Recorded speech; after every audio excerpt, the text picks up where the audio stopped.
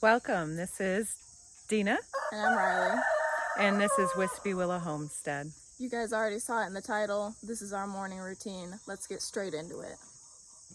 Let's go.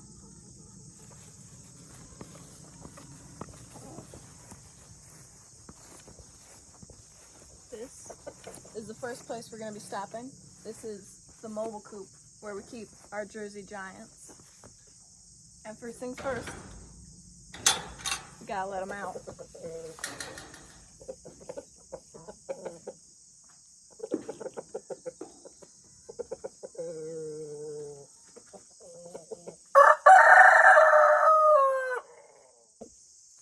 As you can see, it's a little messy in here. We need to change things around a little bit, but for now, we're just gonna focus on chores. We just filled their feeder. I'm gonna throw some scratch grain, and then we're gonna come back for water later. As we're approaching the coop to finish up our chicken chores, we came over to this front corner of our yard. We have a second vehicle gate here, and it looks like we had some high winds that pushed down an old dead branch, and thankfully it didn't take out any of our brand new fence that we just put up to get our predator problem checked, but it did knock over some of the panels we had in place in the vehicle gate. So looks like we have some more cleanup to do. Time to do Yang's coop.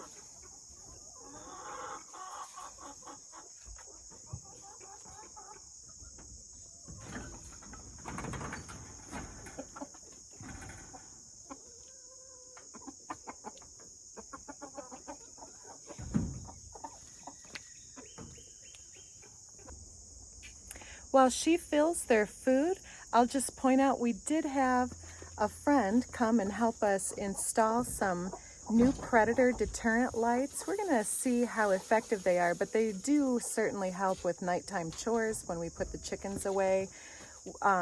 They're motion activated. I didn't spend a whole lot on them, and it was easy enough to mount them with just some screws and a screw gun. So we're liking those. We've got one of these extra paneled lights that can be oriented however you need them to be. Again, solar powered and motion activated. She's gonna go grab the waters, and I was gonna show you the last couple of lights that we've got down here by her boot. We've got an extra solar powered motion activated light, so if anybody goes sniffing around the coop or the food bin late at night, it's going to turn on and hopefully keep the predators away.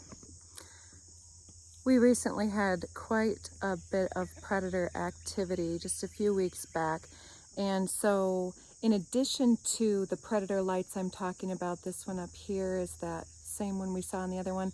We've put some pieces of pallet and extra pieces of metal down here at the base of our mobile coop because that doesn't have a foundation, and some extra pieces of panel fencing around the edges.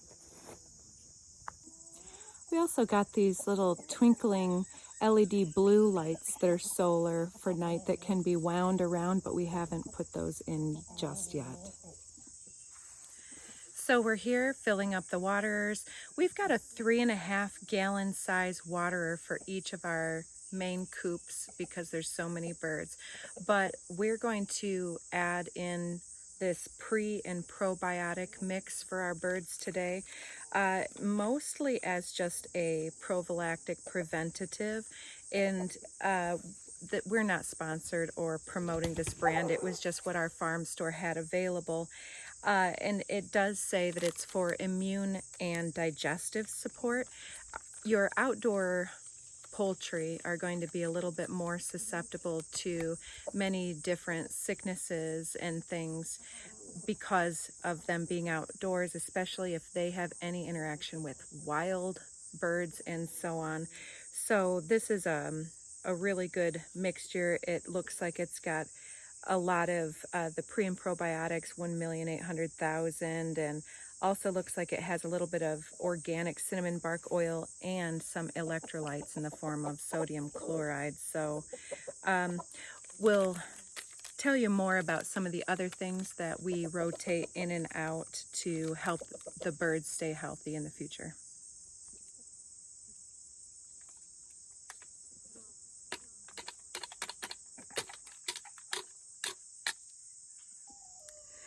Those of you who watched our initial video saw that we had all of our baby juvenile birds over here in what we call the pallet coop. We talked a little bit about some of the structural issues that needed to be addressed. I did come out and button up a few of those places, and then we had a predator gain access into the actual coop itself. Most of our birds were actually nested outdoors here in their enclosed chicken run during that time, but we lost all of the birds that were on the inside, about 6, I think, the first night. Actually, that number's a little wrong, but in any event, then I thought I had it all patched up, and then the predator got into this enclosed area and got more of the birds that next night. So I came in and I took off the chicken wire, which is really insufficient to stop your predators. Even the most basic raccoons, I thought, were cutting through the thin gauge chicken wire. So I bought some thicker hardware cloth with, I believe it's a 1/4 inch or 1/2 inch diameter, 1/2 inch perhaps. And I was going to repair this. I was going to put some arches in there to make it easier for us to walk through here, which was a problem before. But in all honesty, the hardware cloth is a little bit more difficult to work with. And it was super hot out here the last few months, and I had too many other projects going on, and I had to put it on pause. So let's show you where we have the birds right now. So quite unfortunately, because of the pallet coop being accessed by the fox, then we had to make a decision, and that decision that was right for us was to temporarily put these juvenile birds back into the brooder, and we put the brooder into our pole barn bathroom, which is a very small space. So this is just temporary. I really thought it was only going to be for a few days, but it has been a couple weeks. And here's what you get when you have too many birds in a small space.